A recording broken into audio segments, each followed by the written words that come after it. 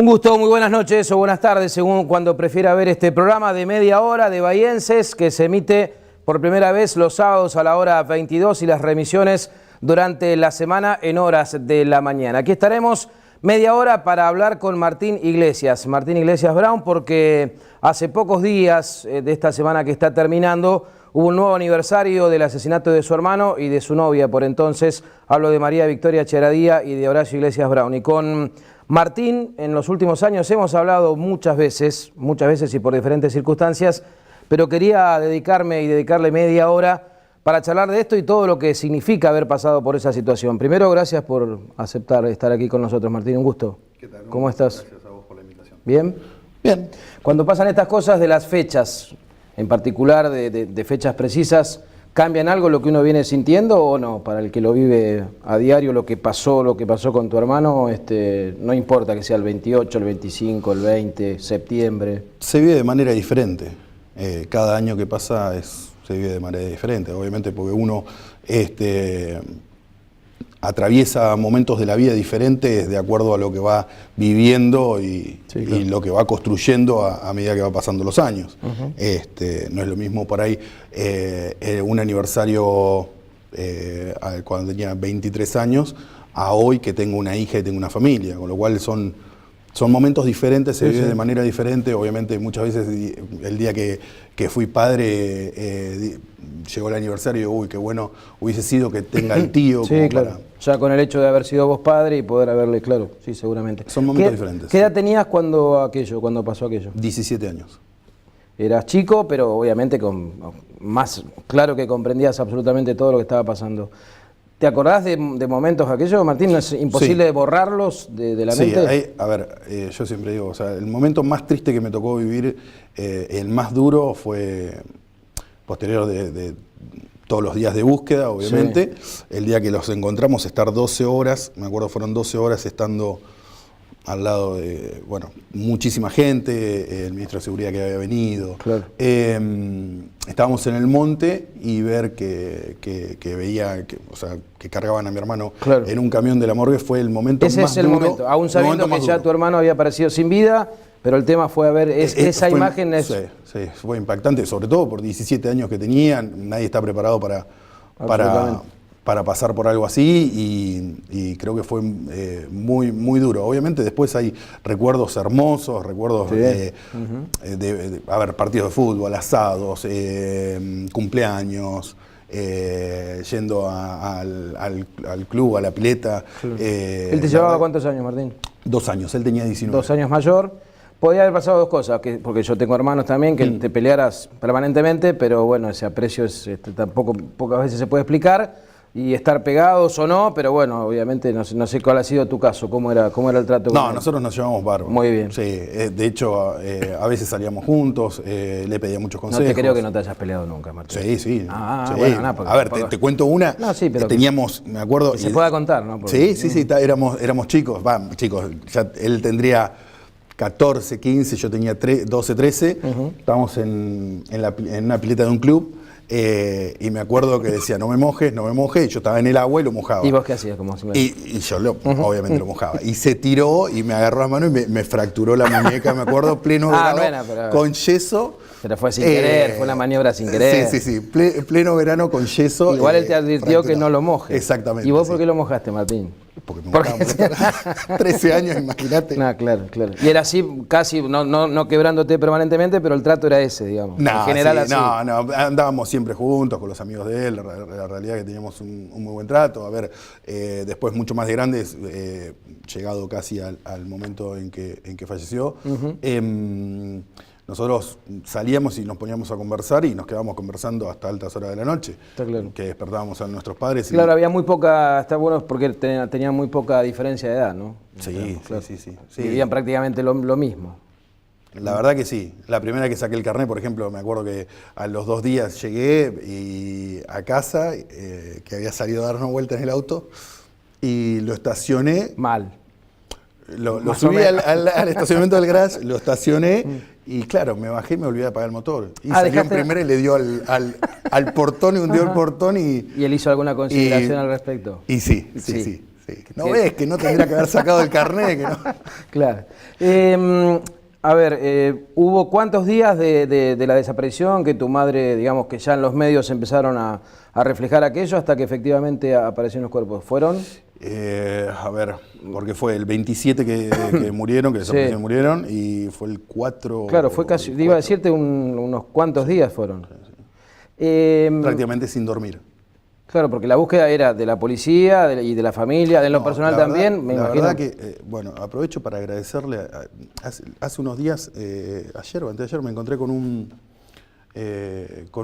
muchacho, sí, unos días, me encontré con un chico que iba conmigo a la escuela, Sí. a la técnica, y ellos, que le mando un abrazo, Walter, César, Iñaki, todos los chicos de la técnica organizaron la primera marcha. ¿Eran compañeros tuyos? Compañeros míos de la técnica. Y obviamente estaban a la par tuya apoyándote. Sí, y pasaron, también... la verdad que fue difícil porque fue, a ver, todo ese periodo fue difícil. Después, posterior de encontrar a los chicos, del velatorio y todo, volver a poder terminar el secundario fue muy difícil para mí. Sí, claro. De hecho, los preceptores, tanto Fito, Marta, en ese momento en la técnica de Florida, se portaron excelentes. A mí me costaba estar mucho en el aula y la verdad que bueno, tuve que terminar. Fueron una contención permanente. Sí, pero bueno, tuve que terminar libre porque realmente no estaba bien.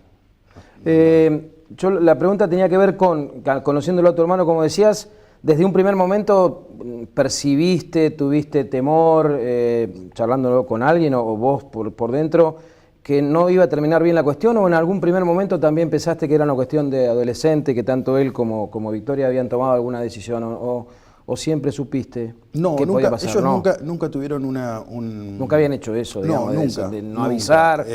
Nunca, de hecho salían a bailar, o sea, cuando salían juntos, Sí. eran las 3 de la mañana y estaban de vuelta en casa, o sea, Victoria en su casa y Sí, ellos sí. en casa. Con lo cual no fue habitual, no fue normal. La búsqueda siempre tuvimos esperanza, aunque, bueno, obviamente para mi papá, que era policía, Claro. y tenía una experiencia, ya cuando encontraron el auto, No le gustó que para fue el nada. martes y no, ya... ¿Y eso lo expresaba Martín ante ustedes? No, Nunca. Se lo reservó, Nunca. aún sabiendo, claro, esa experiencia como policía Siempre se lo marcaba reservó. que el final no iba a ser bueno. Siempre se lo reservó, de hecho volvió a trabajar con todo el dolor de haber perdido un hijo, volvió a trabajar porque era el sustento de la familia. Y creo que hoy, mirándolo digamos, a la distancia, debe haber sido muy difícil para él volver a trabajar al mes, de haber perdido un hijo en esas circunstancias, volver a trabajar. Y su trabajo, además, Y ¿no? su trabajo sobre claro, todo. su trabajo. Sí. Con la familia de Victoria, digamos, después de aquello que pasó, uno con los padres se ha encontrado circunstancialmente, el papá más, entre comillas, mediático, y a partir de la exposición de los medios quería preguntarte, hace no muchos años, mientras estaba en su trabajo en la delegación de Harding Green, pude conversar 5 minutos fuera de micrófono con Julio Moretti, porque se había criticado en los medios como él nunca lo habían visto llorar y que siempre hablaba de la justicia, y medio llorando me dijo: Sergio, donde yo paro un segundo me caigo, listo, se terminó la búsqueda de justicia, yo prefiero estar así y recordar a mi hija como la recuerdo.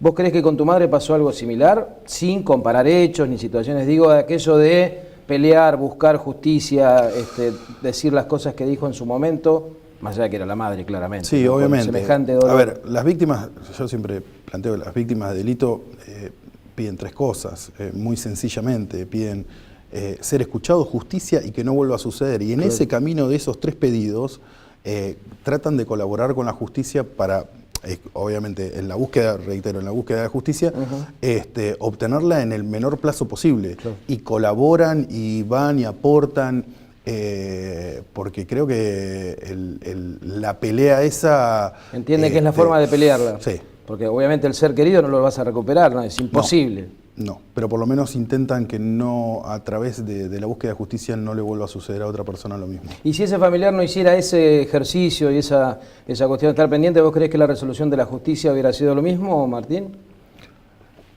La verdad no sabría decirte. No, a mí una vez Julio me dijo, llamé 7 veces a La Plata un día. Sí. Debían del otro lado decir, bueno, basta, no llames más, ¿no? Pero era su necesidad de decir que creía que pasaba tal cosa, ¿no? A eso me refiero.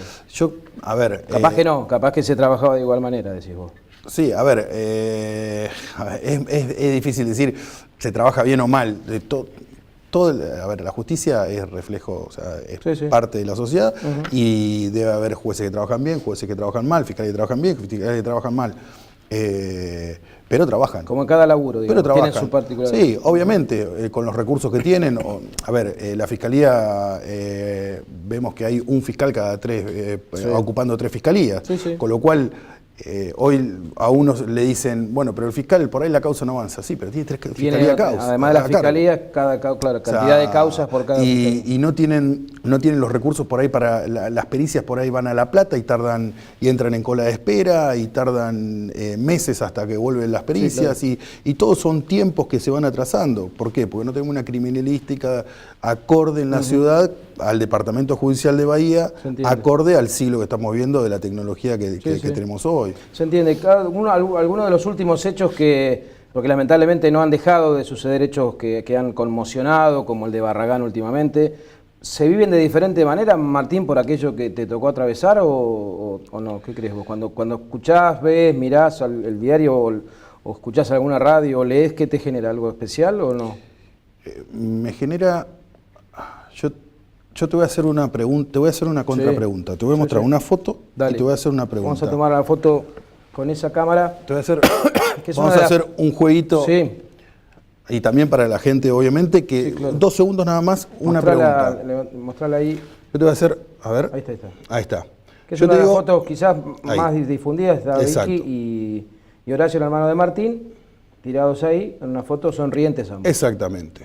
Bueno, la pregunta que te voy a hacer es, ¿qué ves en esta foto?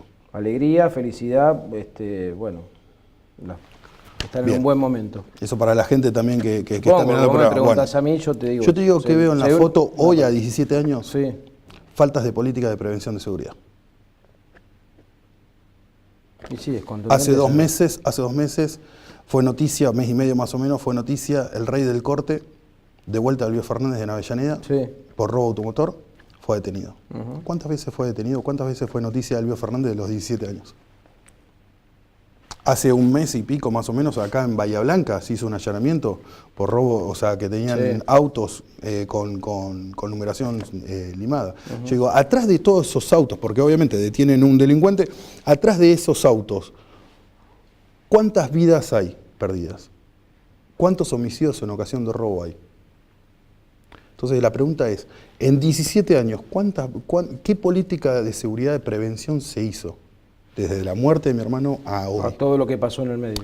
Y así con otras causas, de otro tipo, con otra tipología de delito. ¿Qué programa de prevención de seguridad tenemos hoy?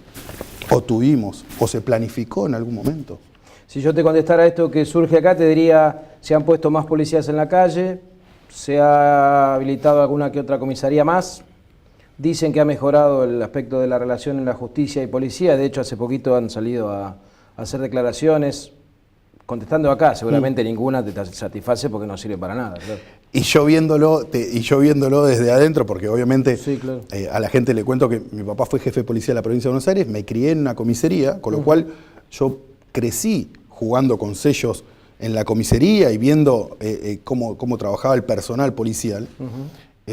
Y vi como mi papá, cuando realizaba su trabajo, como a las 2 de la mañana por ahí caía en una comisaría para ver si estaba el comisario o estaba el oficial de servicio cumpliendo. Si estaban laburando. Exactamente. Controlando.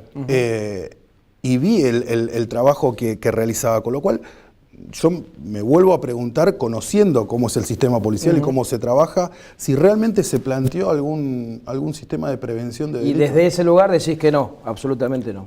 O se fueron buscando parches que no sirvieron para casi nada. ¿Y delito automotor sigue habiendo?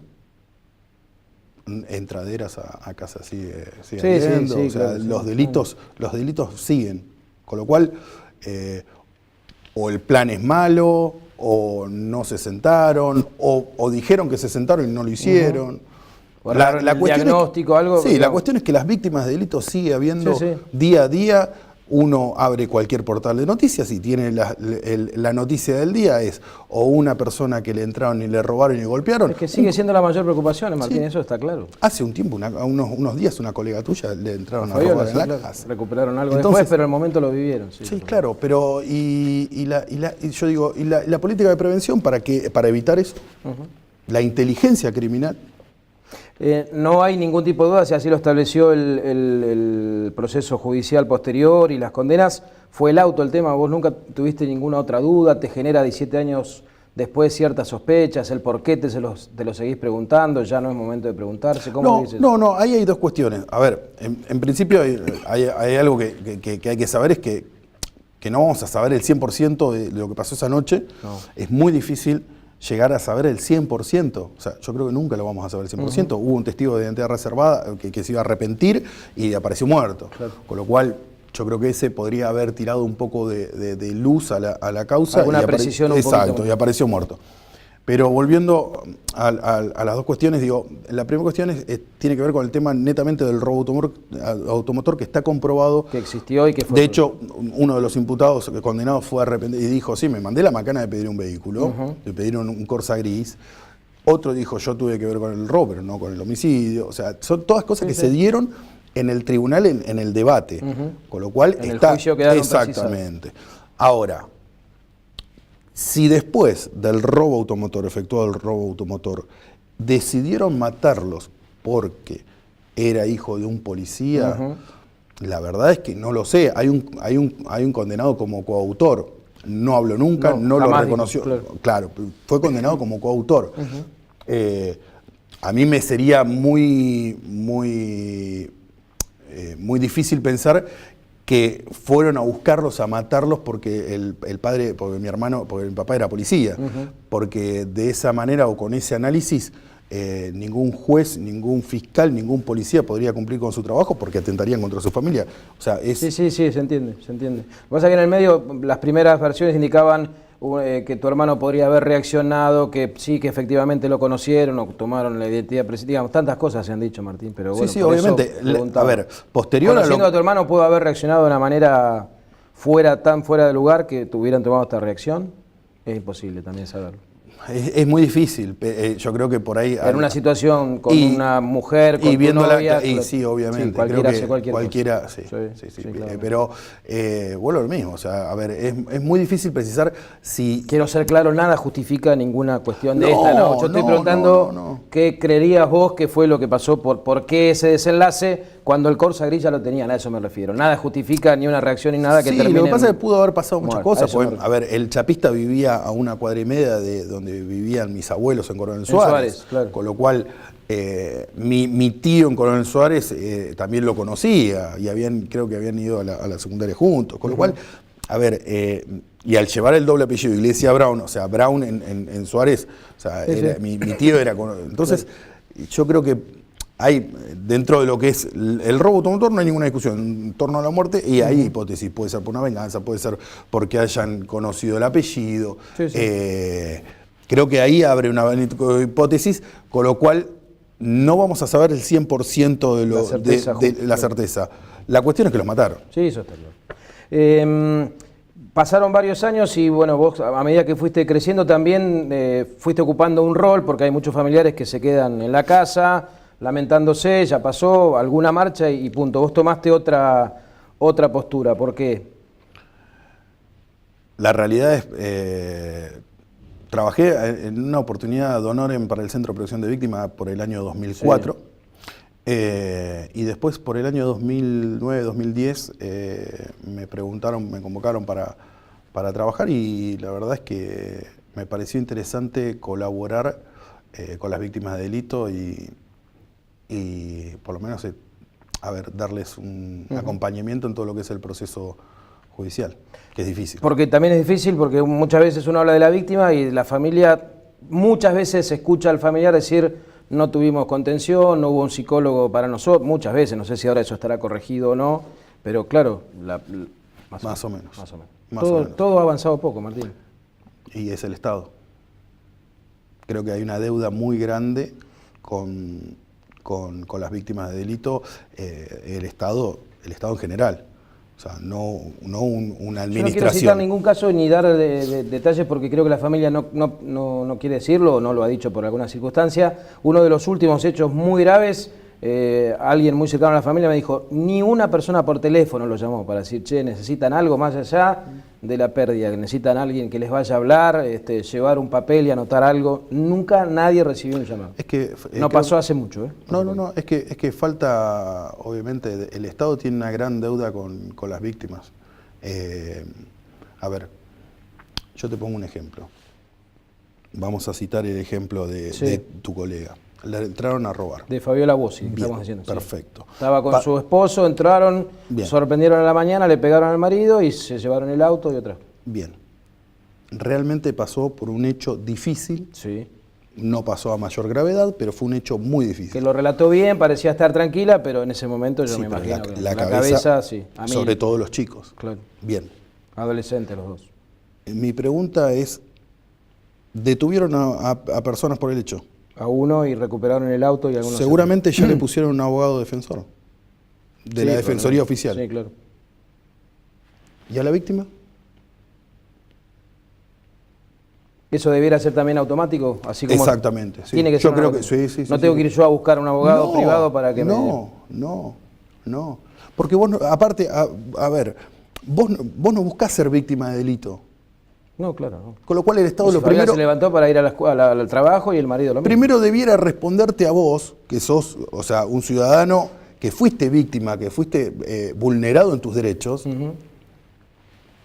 y a la persona, cuando es detenida, ponerle el abogado al victimario. Pero primero, ocuparse 100% de resolver tu cuestión, que sos un ciudadano que fuiste vulnerado por tus derechos porque el Estado no te brindó la seguridad que debía brindarte. Muchas veces se hacen comparaciones en todo aspecto con lo que pasa afuera. ¿Sabés qué pasa afuera? ¿Has averiguado algún momento? Afuera, digo, Europa, qué sé yo, esos países que dicen que anda todo tan bien.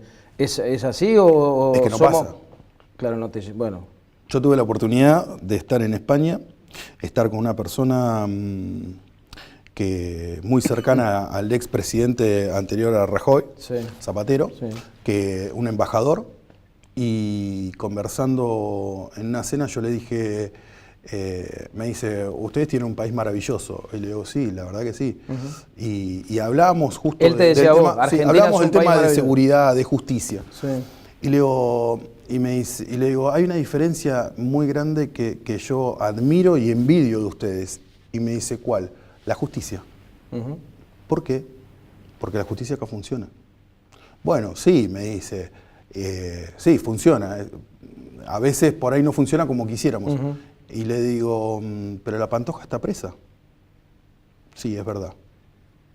Bueno, en Argentina nosotros, o sea, hay gente que entra por una puerta y sale por la otra solamente por el hecho de tener un nombre. Un nombre, ser reconocido, simplemente por eso. Simplemente por eso. Con lo cual, creo que hay una deuda en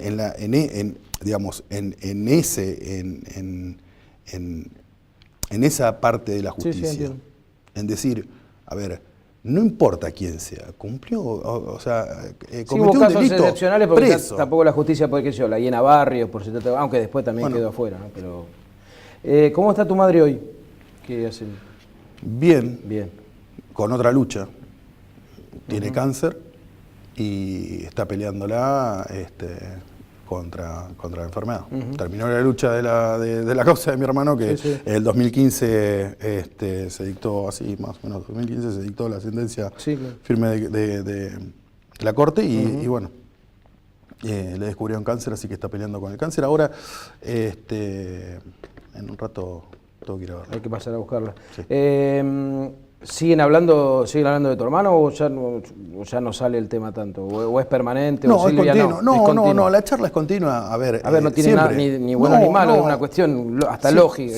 Siempre sale porque obviamente en el día a día siempre hay algo que uno hace que se acuerde.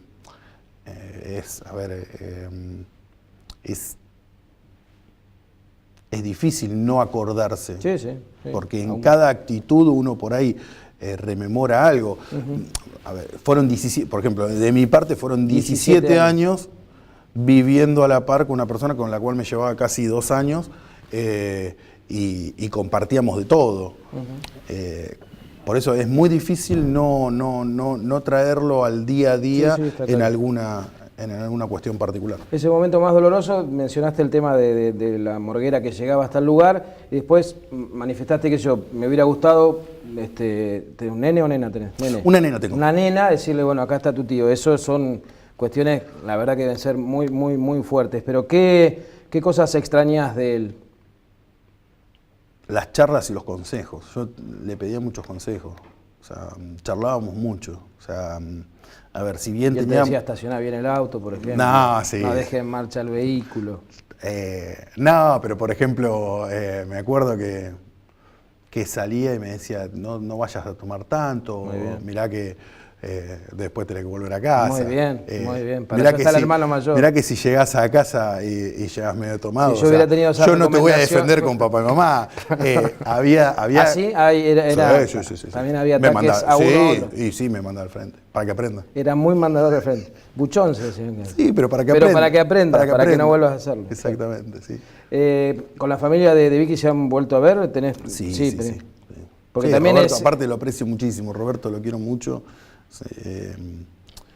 La verdad es que además es excelente. A ver, Mirta también. Cada situación es absolutamente individual y no sé si tiene tanta importancia. Ellos tenían a Vicky como única hija. Sí. ¿No? Sí, cada uno lo vive de una manera Pero diferente. quiero decir, cuando él me decía me quedé sin nada, en su casa era sin nada, no tenía ningún hijo para... Sí. Así de fuerte fue, ¿no? Sí. A Roberto decís que lo seguís teniendo cierto... Sí, aparte lo quiero muchísimo. Roberto, nosotros, bueno, ahora hace tiempo no lo veo, pero íbamos a tomar café a la mañana. Le decía, che, Robert, mañana vamos a tomar un café a tal lado. Bueno, dale, me pasaba a buscar, íbamos a tomar un café, charlábamos, distendíamos, hablamos de cualquier cosa. De lo que, de cualquier cosa. No tocábamos ningún tema más que la vida cotidiana. Hablar de cualquier otra cosa. Exactamente. Y era un momento espectacular que teníamos, y ahora hace tiempo no lo veo. La verdad es que tendría que llamarlo para invitarlo a tomar un café nuevamente y a retomar eso que hacíamos. Nos tenemos que despedir, pero yo me quedo, entre otras cosas, primero agradeciéndote esta media hora. Creíamos que hacía falta recordar uno de los hechos realmente más conmocionantes de la historia de nuestra ciudad de Bahía Blanca, lamentablemente, pero me quedo absolutamente preocupado porque fuiste tajante, contundente a decir que en 17 años poco se avanzó. Es decir, que si yo hoy dijera... De hecho ha pasado, pero por otro tipo de delito, que la historia de Vicky y Horacio se va a volver a repetir en algún momento, no es ser ni agorero, ni para decir, mirá, lo que está diciendo, se podría dar en este contexto en el que estamos. Claramente. Y la última, Martín, pero ¿qué se hace? Porque ya pasaron, ¿cuánto de lo de tu hermano? 17. 17 fue en el 2000. ¿Y cuánto tiempo se tarda en armar algo bueno eso? Porque tampoco debe ser de un día para otro, pero en 17 años podrían haber hecho voluntad. Algo. Pero hoy le preguntaba a un candidato, porque lo delictual me lo decía, si no mejoramos la educación va a ser difícil, pero eso Obviamente que hay que mejorar la cultura y la educación, pero yo te pongo muy clarito en lo que tiene que ver con mi hermano, y te lo doy así abiertamente, con lo que tiene que ver con el hecho de mi hermano, te lo resumo en muy poquito. Se puede crear un proyecto de ley, se puede crear en la cual los autos siniestrados, ¿sí?, en vez de ir y vender los papeles y que terminen en manos de chapistas para que sustraigan la numeración y generen un ponchado de vehículos matando a una víctima o no, ¿sí? ¿Por qué esos autos no se funden y se genera una metalúrgica y hacen camas de hospitales, alumbrado público? Que no haya una segunda posibilidad para eso, digamos. Que no haya una posibilidad de venta. Obviamente. De comercialización de los autos. A ver, esos autos que están destruidos, que no sirven más que para chatarra, con los papeles, esos papeles hay que quemarlos. Y lo que es la chatarra, lo que es la chapa, hagan camas de hospitales, hagan alumbrado público, silla de ruedas. De eso no hay nada. No hay ninguna iniciativa, nada. No. Y eso es voluntad política, decisión política más allá. Voluntad y decisión. Lo que pasa que, a ver, en la provincia de Buenos Aires hay causas, y obviamente algún día te voy a alcanzar, donde ha habido fiscales ligados a desarmaderos. Claro. Y ahí se termina todo, y bueno. en principio. Muchísimas gracias. No, por favor, gracias a vos. Un beso muy grande a tu madre y gracias por esta media hora. No, por favor, gracias a vos. Martín Iglesias Brown con nosotros, hablando de esto que, como decíamos, conmocionó hace ya 17 años. En algún caso parece mentira, no pareció haber pasado tanto, pero efectivamente eso fue lo que ocurrió. Con otra historia, con más para contar en Bahienses, nos reencontramos en una semana. Muchas gracias.